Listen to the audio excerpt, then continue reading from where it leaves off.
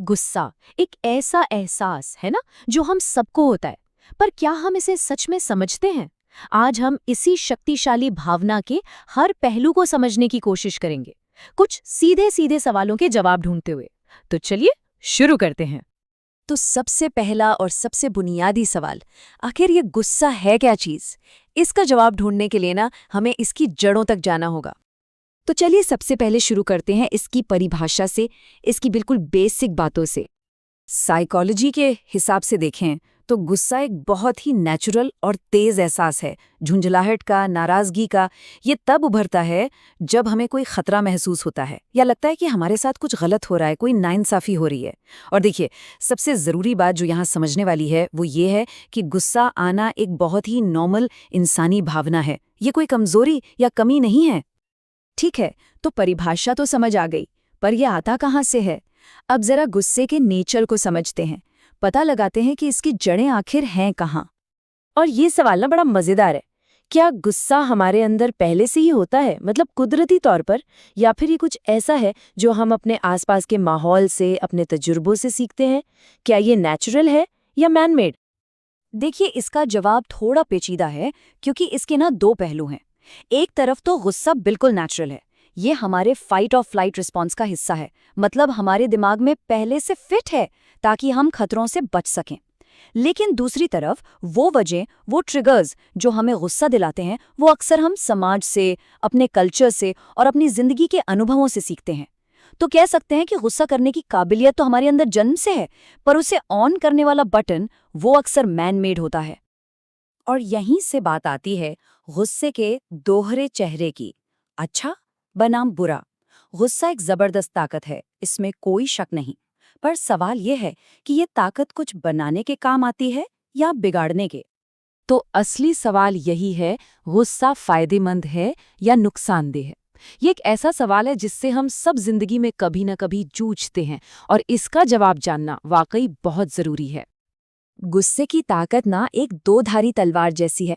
एक तरफ है कंस्ट्रक्टिव गुस्सा, जो किसी नाइंसाफी के खिलाफ आवाज उठाने की हिम्मत देता है, जैसे किसी सोशल मूवमेंट में होता है। यह हमें रिश्तों में चल रहे गड़बड़ी का सिग्नल देता है और अपनी बाउंड्री सेट करने में भी मदद करता है। पर दूसरी तरफ है डिस्ट्रक्टिव गुस्सा, जो हमारी सेहत, फिजिकल और मेंटल दोनों को खराब करता है, रिश्ते तोड़ देता है और हमारी सोचने समझने की शक्ति पर पर्दा डाल देता है, और हमसे वो काम करवाता है जिसका बाद में सिर्फ पछतावा होता है।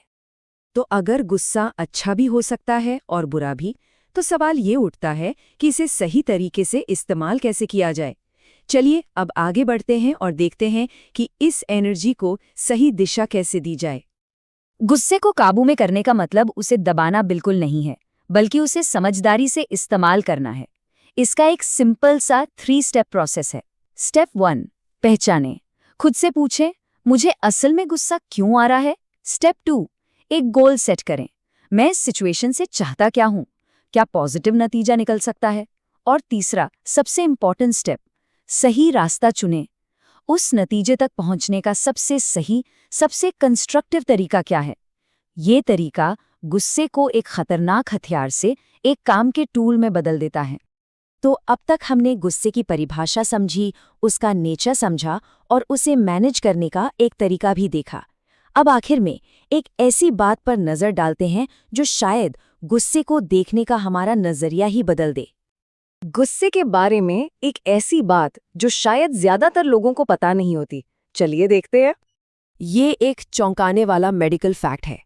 रिसर्च बताती है कि जब किसी को बहुत तेज गुस्सा आता है तो उसके अगले 2 घंटों में हार्ट अटैक का खतरा 2 गुने से भी ज्यादा बढ़ जाता है। मतलब ये सिर्फ एक फीलिंग नहीं है, इसका हमारे शरीर पर सीधा और बहुत ही खतरनाक असर होता है। और ये बात हमें एक बहुत ही जबरदस्त कोटेशन की याद दिलाती है, जिसे अक्सर बुद्ध से जोड़ा जाता है। गुस्सा एक ऊर्जा है, इसे पकड़कर रखना किसी और पर फेंकने के इरादे से एक जलता हुआ कोयला हाथ में पकड़ने जैसा है। जलते तो हम खुद ही हैं। क्या कमाल की बात है। ये हमें सिखाता है कि गुस्सा हमारी पहचान नहीं, बल्कि एक एनर्जी है जो आती है और चली जाती है। और इसी सोच के साथ हम आज की बात खत्म करते हैं। अगर गुस्सा सिर्फ एक एनर्जी है, ना अच्छा ना बुरा, बस एक ताकत, तो असली सवाल ये है, कोई अपनी इस एनर्जी का इस्तेमाल कैसे करेगा?